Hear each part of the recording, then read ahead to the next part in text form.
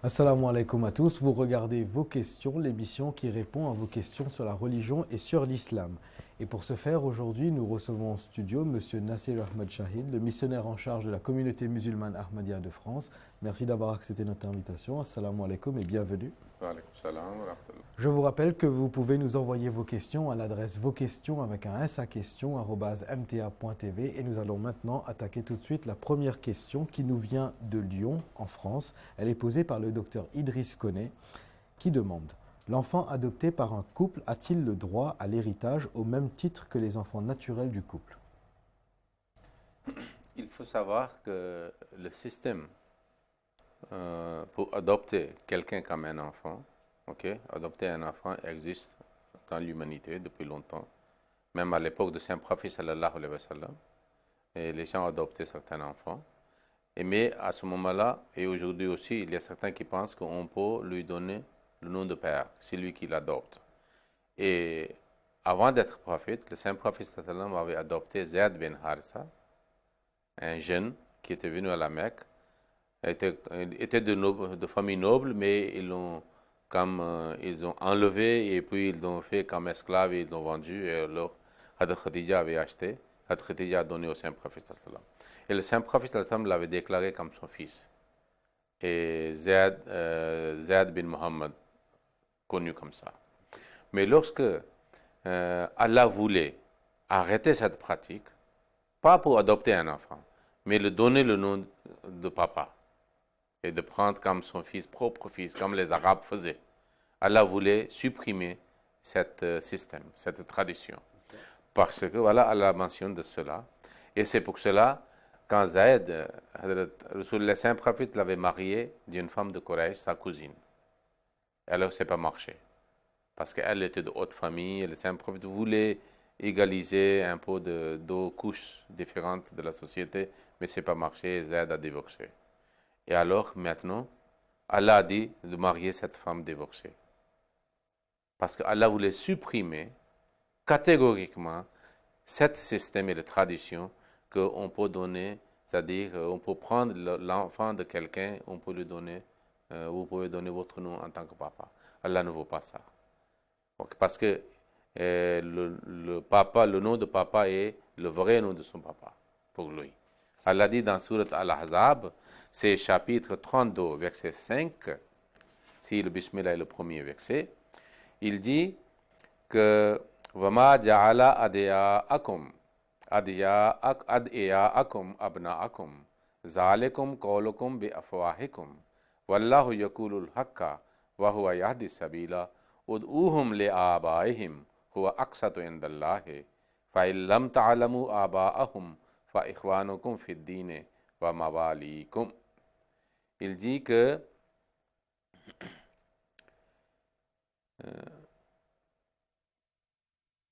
quand il n'a pas non plus fait de vos fils adoptifs vos vrais fils. Ce n'est là qu'une parole de votre bouche. Ce n'est pas une réalité. Tandis qu'Allah dit la vérité et il guide vers le droit chemin. Appelez-les du nom de leur père. Cela est plus équitable aux yeux d'Allah. Mais si vous ne connaissez pas leur père, alors ils sont vos frères dans la foi et vos amis. Donc on ne peut pas, selon l'islam, Zayd ne peut pas être Zayd bin Muhammad. Il est toujours. Maintenant, il n'a pas les mêmes droits que l'enfant naturel? non, il peut avoir, vous pouvez lui donner ce que vous voulez. Mais par exemple, concernant l'héritage, non. Non. Parce qu'il n'est pas votre fils. Il est fils de quelqu'un. Vous l'avez adopté. Okay? Mais il y a une possibilité. Par exemple, vous pouvez faire un testament en sa faveur. Ça, vous pouvez faire. Vous pouvez faire en faveur d'une communauté, en faveur d'une personne. Par exemple, grand-fils, grande-fille, maternelle, paternelle. Ils n'ont pas de droit dans votre héritage. Okay? Même si leur papa est décédé, ils sont orphelins. Mais vous pouvez faire le testament en leur faveur dans votre vie. Il y a une possibilité. Vous pouvez être reconnaissant, il a rendu service à vous quand vous étiez vieux, des choses comme ça. Mais pas une partie d'héritage parce qu'il n'est pas votre fils. Allah dit très clairement. Donc il n'a pas le droit au même montant en fait. Non. Très bien. Nous allons maintenant passer à une question vidéo. Elle nous est envoyée de Belgique par monsieur Shima Kamar. Assalamu alaikum. Je m'appelle Chima Kamar et ma question était pourquoi il y a tant de différences entre les groupes musulmans alors que le Coran est le même pour tous. Jazakallah. Alors je reformule, pourquoi il y a tant de différences entre les musulmans alors qu'on a le même Coran? C'est quelque chose de très pénible et affreuse. Et des fois, lorsqu'on voit différents groupes de musulmans, la différence n'est pas seulement idéologique, mais c'est-à-dire différentes idéologies aussi, mais la haine et la rancune contre l'un et l'autre. Il excite l'arc suivant pour devenir contre les autres, jusqu'à qu'il déclare kafir, mécréant, il traite de l'apostasie. Et puis, des fois, il y a eu des guerres au sein des musulmans de différents groupes, chiites, sunnites, etc.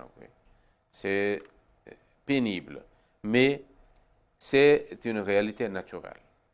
Nous savons très bien que plus en plus, vous êtes loin de la lumière ou du soleil, plus en plus vous êtes dans les ténèbres, jusqu'à ce que vous n'allez pas avoir une lumière quelconque pour voir le chemin à marcher. Le prophète sallallahu alayhi wa sallam est soleil, mentionné dans le Saint-Coran.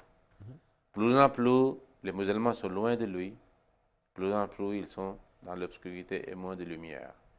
Et ainsi, ça signifie lumière de taqwa, droiture, de piété. S'il n'y a pas de piété, il n'y a pas de taqwa.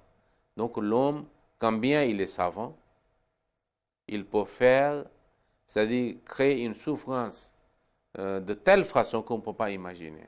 Parce qu'à ce moment-là, lui, il pense que c'est lui qui est autorité. Sa connaissance devient un problème pour le monde parce qu'à travers cela, il peut diviser le peuple.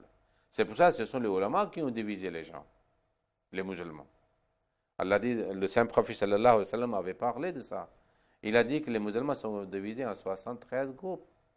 Et la majorité absolue, 72, dans l'enfer, dans l'égarement. Pourquoi? Parce que ce sont les dirigeants religieux qui ont divisé le peuple. Sans merci. Ils n'ont pas honte, ils n'ont pas crainte de Dieu, ils n'ont pas pitié de Ummat. Mais ils ont fait ça. Le saint prophète sallallahu alayhi wa sallam a dit qu'à une époque viendra, la yabka min al-islam et l'islam.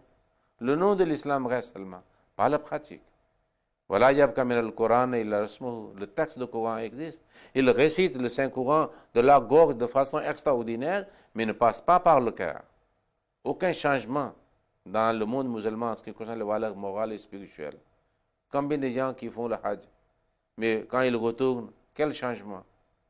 C'est-à-dire, il y a des gens qui disent on a fait le hajj, le péché de passé sont effacés, on va refaire de nouveau.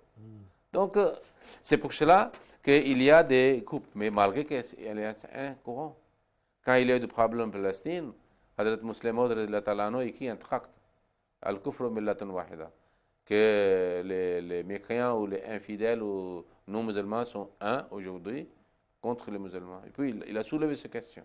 C'est très pénible que nous avons, tous les musulmans ont le même Coran, le même prophète, le même Dieu, la même religion. Et malgré cela, vous n'êtes pas unis.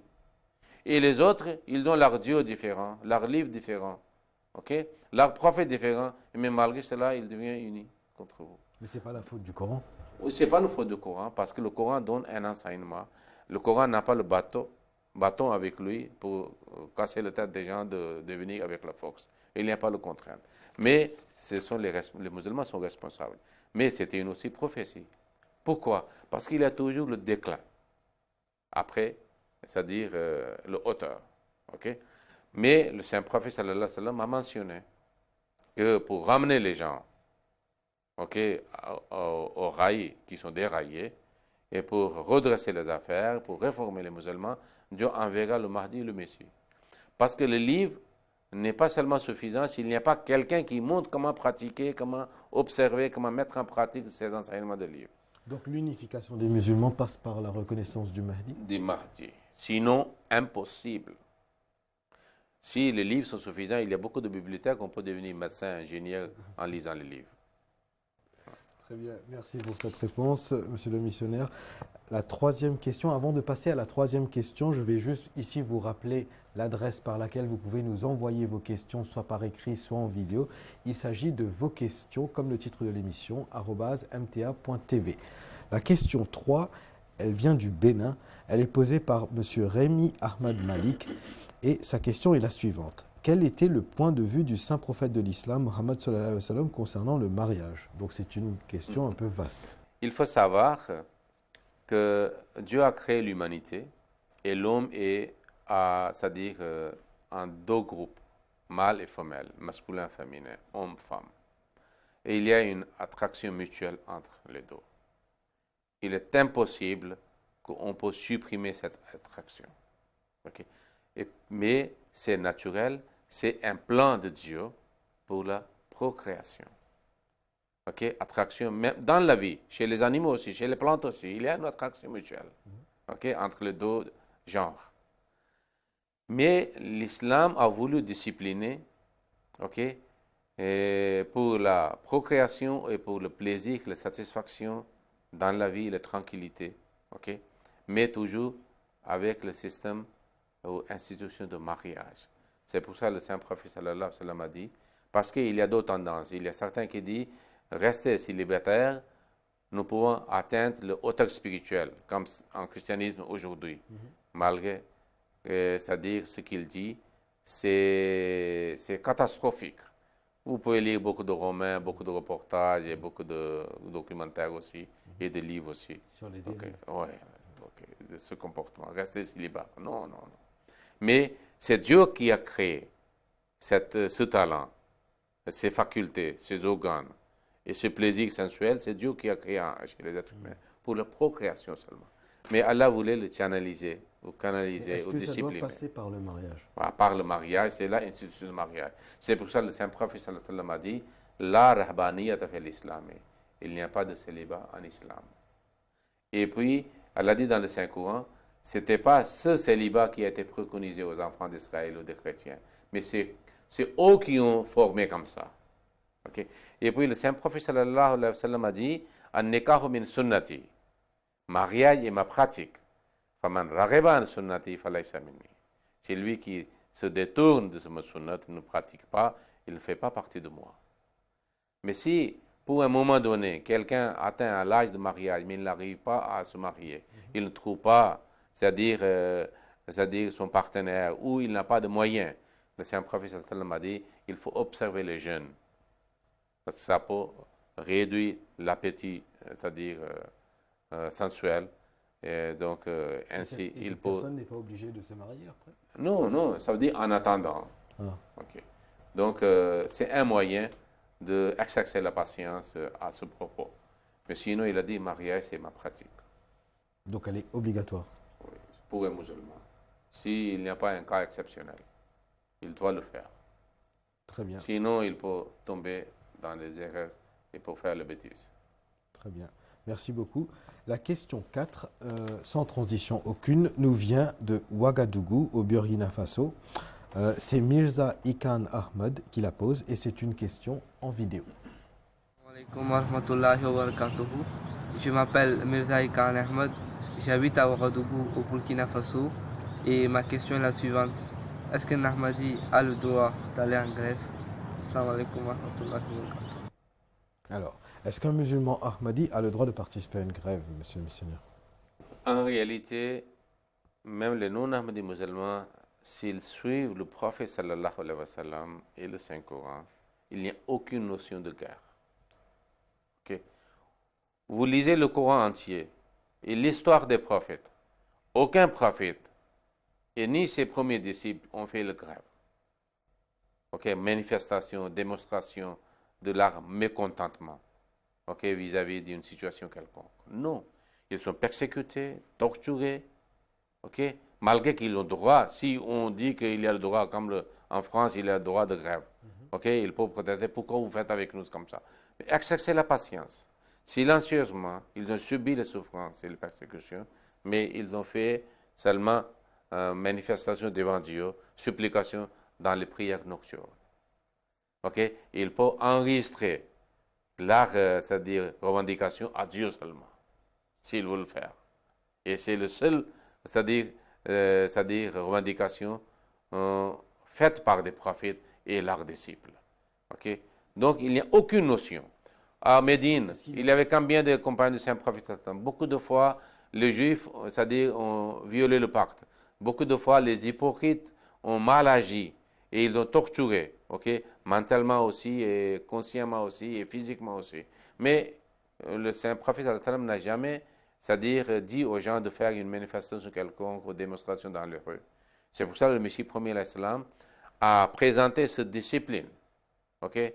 Et un comportement responsable devant les Jamaat que nous ne faisons pas de grève. Parce que ce sont les qui ne croient pas. C'est eux qui ont donné cette idée de grève, de présenter la revendication et faire la grève. Et une fois, à l'époque de Messie premier il y avait une université à Aligarh, et les étudiants, comme ils sont un peu européanisés, hein, ils ont dit qu'on peut faire aussi la grève contre l'administration, contre certains professeurs. Alors, il y avait un Ahmadi qui avait participé. Le Messie premier l'avait exclu du Jamaat. Ah oui, oui. À ce point-là. Et puis, il a demandé pardon, c'est-à-dire, et puis il ne fera pas de nouveau cette chose-là. Mais quelle est la sagesse derrière, monsieur le missionnaire? Parce que dans la démonstration, il y a toujours le dégât. Vous voyez, Gilets jaunes, qu'est-ce qu'ils font? Millions de dollars de pertes. Ils ont cassé des choses et c'est-à-dire ils ont fait beaucoup de dégâts. Et même les agences d'assurance ne payent rien, ne remboursent rien. Quelle sagesse! Si vous avez des soucis, vous avez un gouvernement, c'est l'autorité, est responsable et vous avez le droit et eux, ils ont des responsabilités. Vous présentez de façon décente, avec des arguments, vos problèmes et vos soucis. C'est le gouvernement, l'autorité qui est responsable de résoudre vos problèmes, de vous répondre. C'est pour cela, le Saint-Prophète sallallahu alayhi wa sallam a dit que des fois les gens se plaignent de leur autorité. Il a dit, en tant que peuple, gouverné par votre autorité, vous avez certaines obligations vis-à-vis de votre autorité. Vous devez accomplir vos responsabilités. En ce qui concerne la responsabilité, vos droits, c'est l'autorité qui est responsable. Si vous pensez que l'autorité est malhonnête, okay, et ignore complètement vos droits, vous suppliez à Allah qu'il réforme l'autorité ou il change l'autorité. Si vous le faites, Allah soit il guidera et réformera l'autorité ou il changera l'autorité. Ah oui. Et le calife avait fait le sermon lorsqu'il y avait le printemps arabe. Qu'est-ce que les gens qui ont fait des grèves et des manifestations ont obtenu? Certains sont tués, les femmes sont devenues veuves, les enfants orphelins.